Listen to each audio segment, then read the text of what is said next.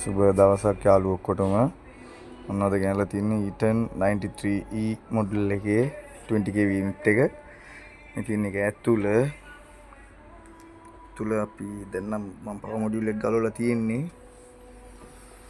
ඉතින් control board එකයි SPS එකයි චාර්ජර් ඔක්කොම ටික මේකේ තමයි තියෙන්නේ.